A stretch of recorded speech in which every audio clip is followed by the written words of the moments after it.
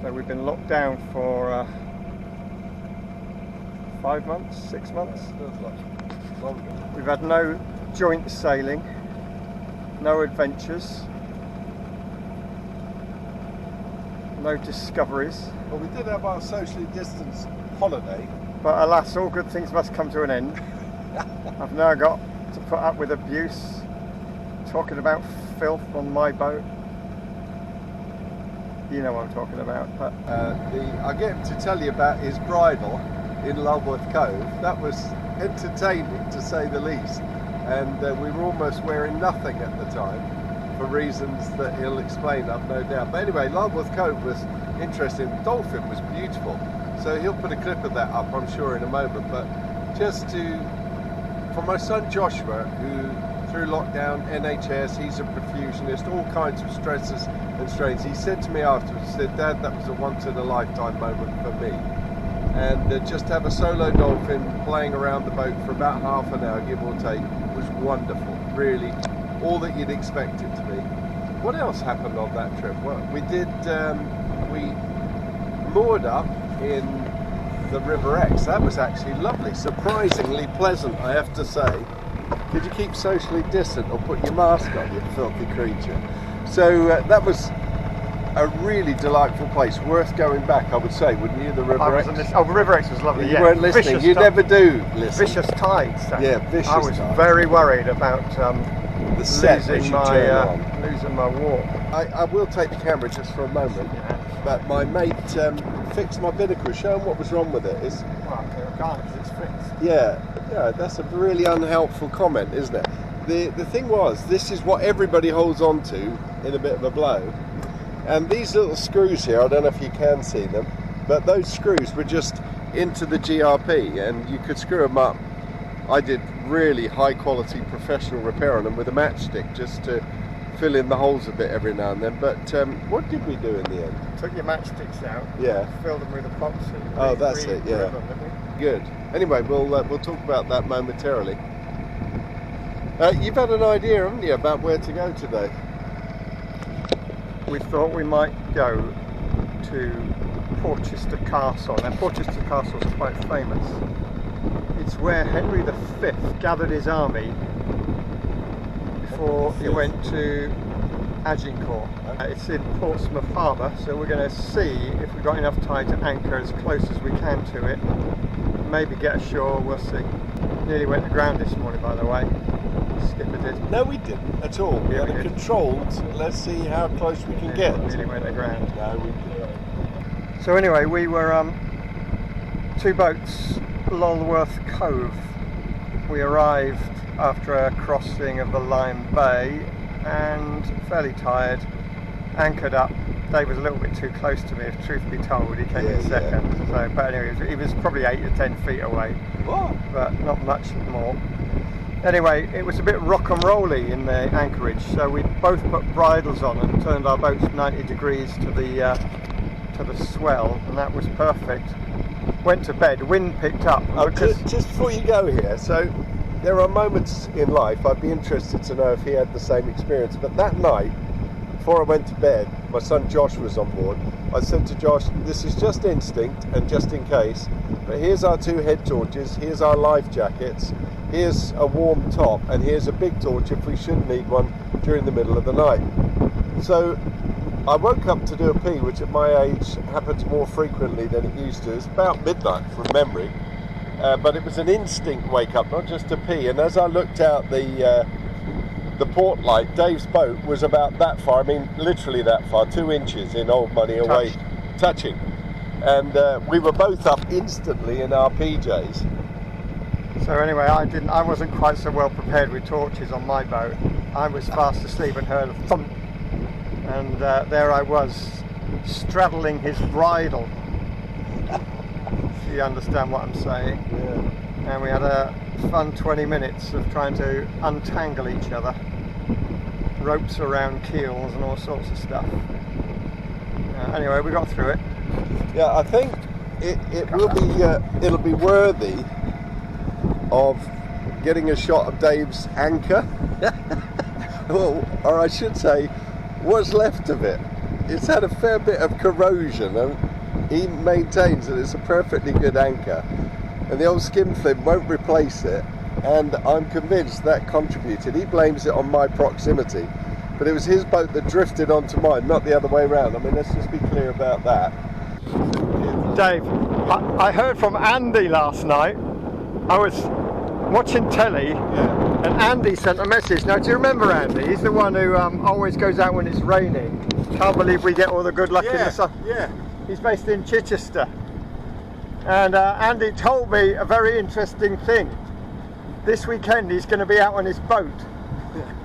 So, unfortunately, if you're expecting good weather in Chichester, it ain't going to happen, is it?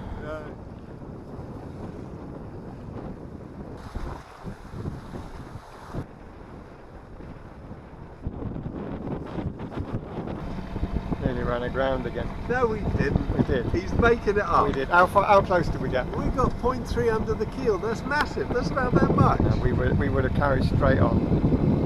If one of us wasn't being observant, we'd have ploughed on. Yeah. Anyway, He just twice, makes a thing of it. That's twice so he far. makes a thing of it. Twice so far. Nowhere we've nearly near ran aground. Stop it. You're Twice. being silly. It's nowhere near aground. So I'm going to show you something. That shoreline,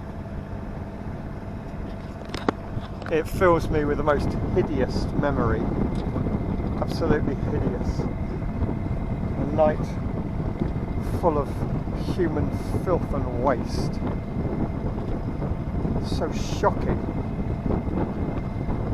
that I've felt for many years now I need some form of counselling, and I'm going to put a link up here to a video that tells the story. You need to go forward towards the end of this particular video just to get the story. Complaining about this. But it happened here, and even now I feel myself shivering. What do you got to say to yourself? I think you over-egged this. I mean, it wasn't you that was up to your armpits in human excrement. You were just an onlooker. It was your human excrement. Carrying onlooker. It was his human excrement. No, it was not mine. Well, it was your boat. Yes, it might have been my boat. It was a shocking moment, an absolutely shocking moment in my life. Go and listen to the story in that video. So this, dear friends, is a holding tank. And this, dear friends, is what we had to loosen and undo, one of these clips. And as you pull that out, the whole of that gallons and gallons of human waste fill this to ankle deep with floating human excrement, which I had to bucket out of this blinking boat. Shocking. Filled this whole cabin, filled it up. Unbelievable. He'll be exaggerating again. It was unbelievable. Look how clean that is. Yeah, but now it wasn't. Look on the tuna Can and you tell me how clean this actually is. You can eat off that. Can you imagine what I went through? He would pass me buckets of that filth, and I'd have to carry this bucket loaded to the brim all the way out here. I used to have to carry the bucket up these steps. I had to carry the bucket out here. I had to carry the bucket over the side. One of those buckets it was, filled to the brim, and I'd throw it over the side somewhere around here in this part of the world. My very first boat in my late 20s was a Dart 18. I paid 50 quid for it, and I should have known there was a problem when the buoyancy covers in the hulls were old canteen tea trays kind of clipped on. Anyway, I came out here and this thing used to fly, but unfortunately when I jibed just off this shore, both hulls split open. The boat sank right here, and we had to drag the boat wreckage up on the beach. Bit of a miscalculation, really. We left at 9:30. Both starving now, absolutely starving. And we just didn't think how long in this old tub of a boat. We just didn't think how long it would take. And we're still not that close. He sat on a high-class, high-quality cushion with his arm back. Look at him. You can even see it. I'm relaxed. I'm just hungry and a little bored, if I'm honest. We're not even at Gilkicker Point yet. That seems to be dragging on. I can see it ahead, but it's going to be an hour and a half before we anchor up. It is. We should be eating now, really. By the way, Dave's wife Jill made these covers. Oh, look, show us this. These are outstanding. So we got the fabric from the States. It's called Sunbrella. It was very expensive, but high on UV protection and water protection. So we did paper templates of the cockpit area. She's fitted these big zips so that, you know, the problem typically with saloon seating, tiny zips that get corroded with salt. They're reversible, so it's got the same fabric both sides, and she's done the zips so that in each case they're not scratching the cockpit coaming. And these are reversible and also interchangeable.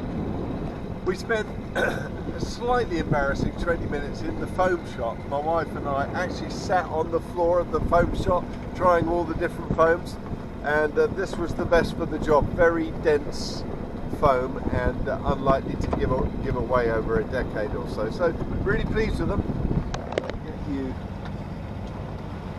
They get you populating the channel itself. So Dave, you know this area. How close can you get around this headland now? Well, we're in Neeps. It's low tide, but we're in Neeps. It's got about just around 2 meters to tide, and that is plenty. At Springs, you wouldn't want to take this. This is called the inner swashway. What I tend to do is run a line with these yellow buoys just coming up on the port bow here. And stay inside of them, or just either stay side, close to but them. it should be enough depth there. Tell us a little bit, Dave, about these. This is the naval, I presume. Yeah, so what you're looking at now through the camera, that's currently Hasler Detention Centre, which has become an asylum and immigration centre. Dutch engineers came over and put the rocks that you can see on the foreshore. Much more interesting is the building to our right of this one, which is Hasler Hospital, and is where the origins of the phrase up a creek without a paddle comes from. And it actually dates back to Nelson's time, and when a man of war would come back into Portsmouth Harbour, if they had sailors that needed medical attention but they were pretty sure wouldn't survive, they used to take them in small tenders up Hasler Creek, which is just behind these buildings.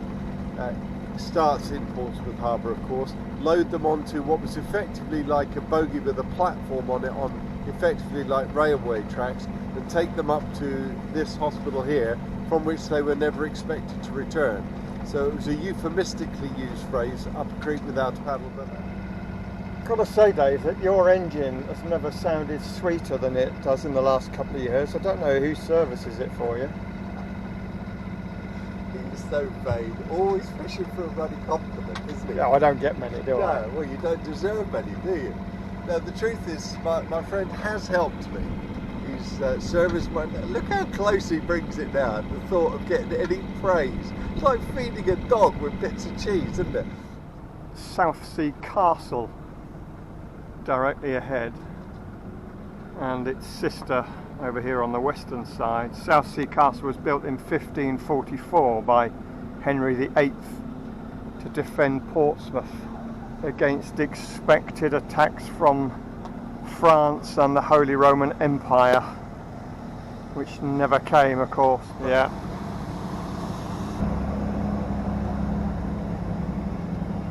How far do you think it is up to Portchester Castle from here? It's probably a mile and a half to the turn, I would have thought, and then probably the same again or similar. About 45 minutes, yeah? Yeah, 45 minutes. Starving, aren't you? Absolutely starving. The big ship Cumbrian Fisher here, she's outside Gosport Marina. So just take a bit of a wary note of those dock lines to that first sort of platform there. You wouldn't be the first to go straight underneath that and lose your mast.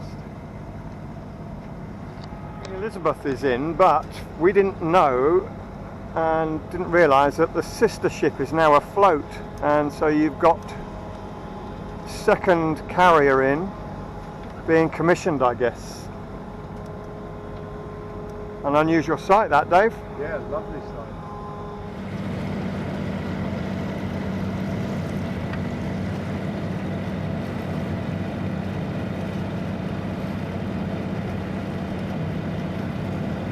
So it's just a matter of following the green and reds all the way down.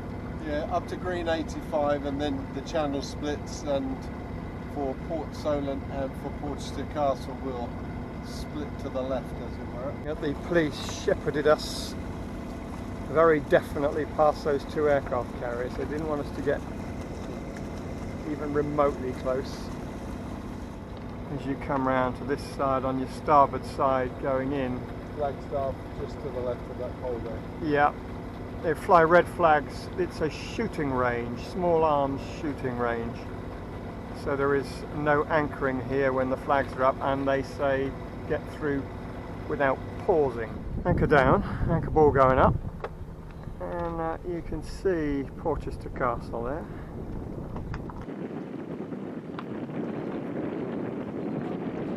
Portchester Castle is one of the oldest buildings in England. It was a site of a wealthy lord's mansion when William the Conqueror came over in 1066, and it was William the Conqueror that later turned it into a royal castle. It was a favourite haunt of King John's. He used it as a hunting retreat. It was actually captured by the French in the 1250s. And it's from here that Henry V gathered his fleet and his men before leaving to try to claim his French crown, and had his moment at Agincourt. Two would-be assassins of Henry V were captured and imprisoned here, and it later became a prison after it was a royal castle. Coming aboard, Skip. Go for it. Oh! Steady, Doug. We have no idea. We think this is mud. Nothing but mud, but we don't know whether we can get ashore or not. We're going to find out. All set free? Yeah.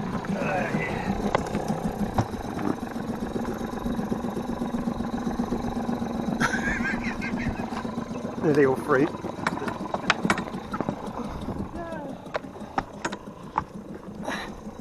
About to take the big boat with us.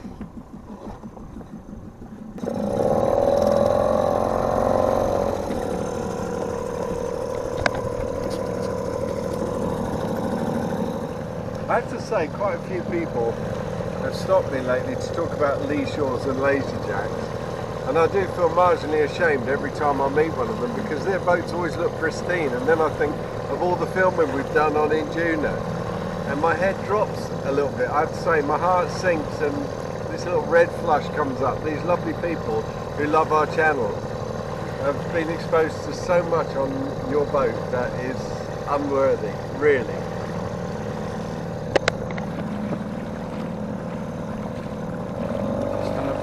One opinion amongst many.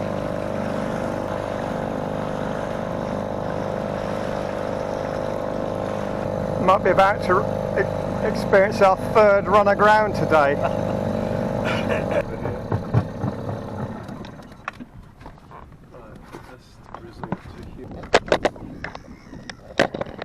I don't know, it's not thick mud, D. Yeah. It's fairly solid, that one.